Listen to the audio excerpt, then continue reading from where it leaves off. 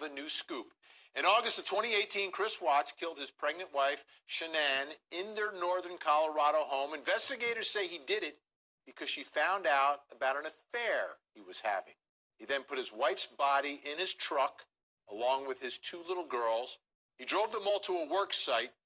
He buried Shanann's body, and then one by one, he smothered his two little girls, 4-year-old Bella and 3-year-old Celeste, then stuffing their bodies into an oil tank.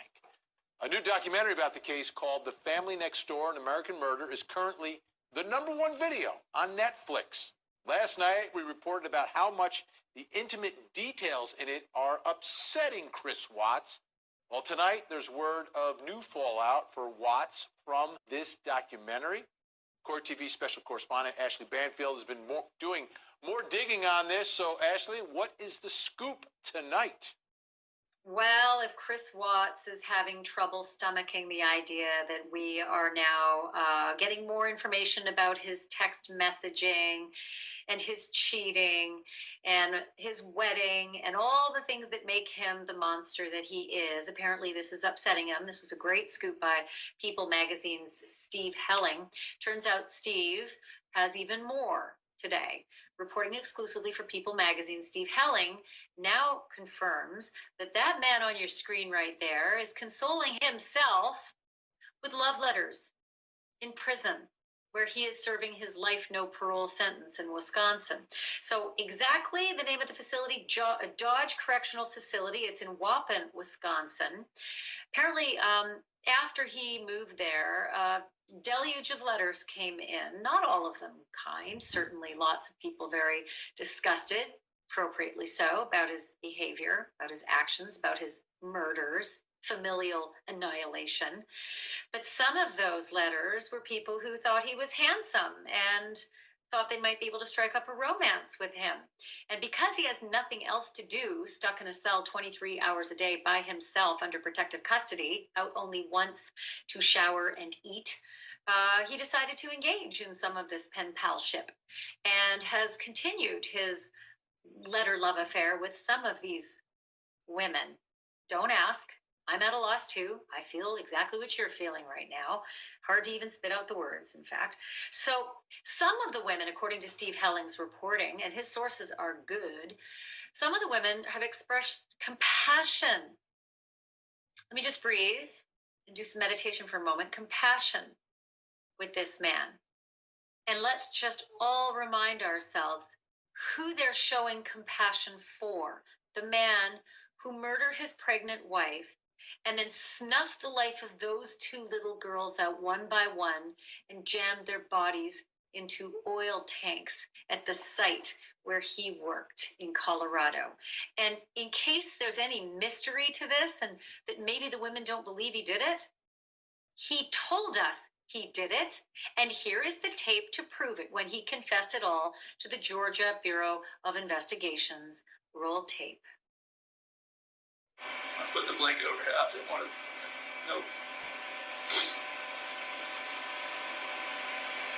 I strangled her right there in the back seat. Okay. What was Bella doing? She's sleeping beside her. Did she understand? Did she know what was going on? She didn't say anything. And then same for Bella. Just without a blanket. With the blanket. Oh, okay. I didn't look. Like every time I closed my eyes, I said to see her say, "Daddy, no," and that was it. So yeah, I misspoke. I said the Georgia Bureau, that's Colorado Bureau of Investigation. I think I can't contain myself because I knew it was coming. And I think a lot of people who cover this story and who follow the story knew a lot of these details. So it is still just unfathomable that there are those who reach out to Chris Watts with compassion and love and romance on their minds. Steve Helling was kind enough to sit down for another interview tonight about this next remarkable scoop that he just got 2 days in a row. And we talked about not only this one, but all of the other ones that we have covered just like this over the years. Have a look. Steve, I don't know whether to say you've done it again or whether to say, how on earth is this possible? Yeah, the crazy thing is, I was just checking in on whether Chris Watts, how he was reacting to this new, documentary that's out there. And I started learning that he was getting mail, and he's getting a lot of mail from people who are familiar with his case. They're interested in him. And yes, some of it is people telling him that they hope he burns in hell. Some of it is people who are trying to save his soul. But there's a lot of women who are reaching out to him because they think he's handsome or interesting or a potential partner for them. But he's writing them back. He has nothing better to do.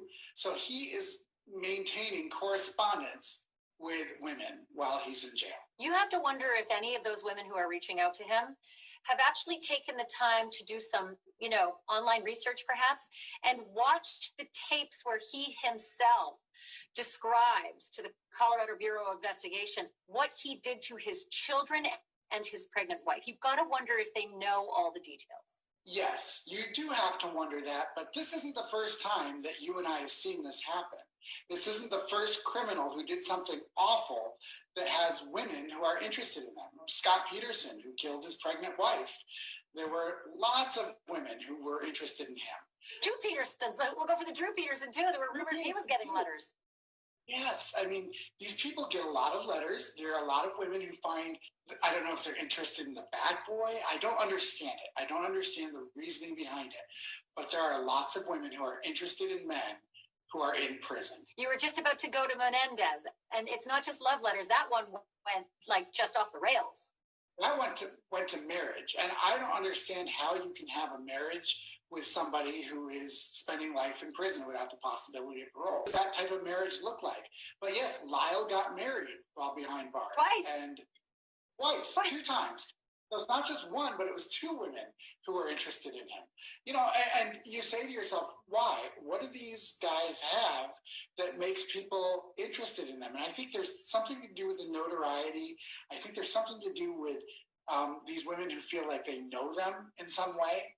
And so for whatever reason, they fall in love. And we should throw the Eric factor in there too. He got married once as well. Usually you hear about divorce when someoe's locked up for life because the wife says, well, what's the point of this? I'm out. You don't usually hear you're divorcing the woman who met you in prison and the marriage has gone south because the prisoner cheated. And that was the story with Eric. I'm curious if you think, just extrapolating a little further on the mindset of the women who do this, do you think they think that somehow they can redeem this person or change this person? I think that is an issue. I think a lot of times they think, oh, if he'd only known me, he wouldn't have done what he did. Or I still see the humanity in him. I still see something good in this person. And maybe I can help them turn it all around. I think there is some of that happens. And that's really interesting when you think about it, because, I don't know how you can help somebody if you're not living with them, if you're not staying with them and spending, a great deal of time with them. Just a few letters, or in Chris Watts' case, some of them are writing him letters every day. Even that isn't enough to turn somebody's life around. You have to be there and be present. And you can't be present when you're married to somebody in jail. And really, what's the end game? So let's just say for grins here, you turn their life around. Where's that going to get you? I mean, you turn their life around, but they're still in prison. Right. And in the case of Chris Watts, he's going to be in prison for the rest of his life. Nothing is going to change that. There's no way out of him being in prison. So I don't know why you would fall in love and decide to give your life to somebody who's behind bars. I don't understand it.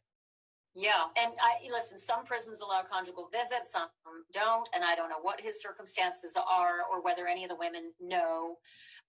Whether there's a shot at seeing him physically, but the whole good-looking thing, sometimes that's not even it. Charles Manson, not the most handsome fella in the world, was rumored to have been engaged to a 26-year-old girl. I think her name was Star at some point. He was trash. But Richard Ramirez, the Night Stalker, not handsome guys, and yet they drew lovers. And in the case of Richard Ramirez, he did marry. Right. Well, that's a great example. I've learned over my years on this earth that everybody has a type. And there are probably people who thought that Charles Manson was handsome or that Richard Ramirez was handsome. I don't know.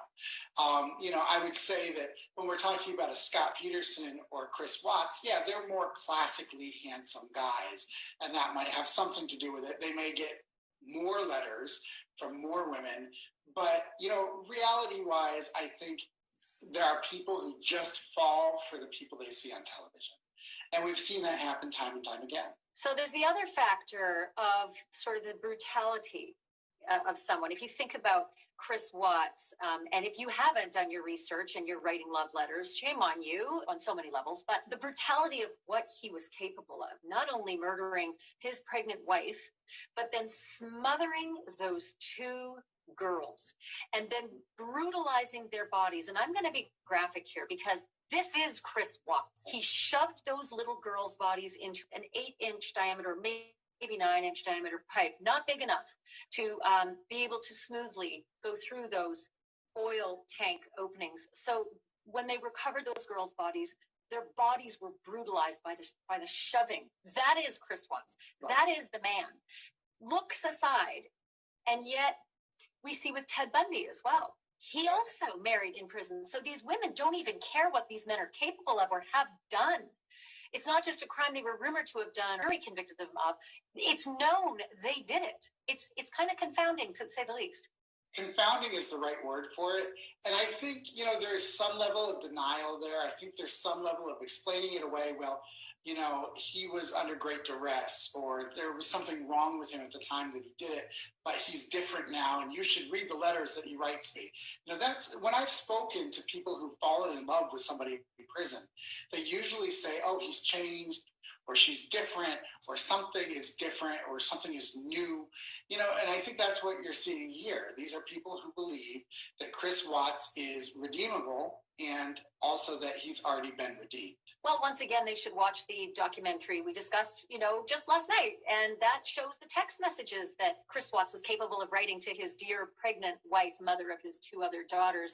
Nothing's wrong. Love you. Can't wait to see you. And within hours, he would murder her. Right, exactly. Maybe we have the luxury of having read through thousands of pages of discovery, and you and I have, watched these court proceedings for so long that we know what these people have done.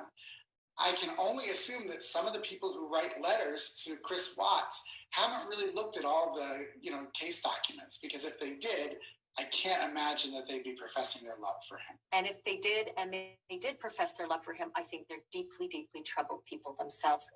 Steve Helling, congratulations on another great scoop. You're just so good at your job. And thank you for being on with us. Thank you. And Vinny, it just makes you wonder, if there were an account, like a Tinder account with, the details of this person's, appearance, and then the fact that they had just casually murdered their children and their pregnant wife, would these women respond to that? My thought is no. So why on earth do they reach out when these men are jailed? You wouldn't go near somebody someone told you did those things. But if they're jailed, all of a sudden something is different. I should tell you this, though. He does get hate letters. Steve Helling said that the letters are oftentimes hate letters. He gets letters from people who are very angry about what happened. He also gets letters from people who say they are pussy. That I'm not so surprised at. But I will also tell you that Steve has found out that the mail deliveries to this correctional facility have surged since the Netflix documentary. I could absolutely see that. And just on a quick side note, just to change things a little bit, Steve Helling talking about classically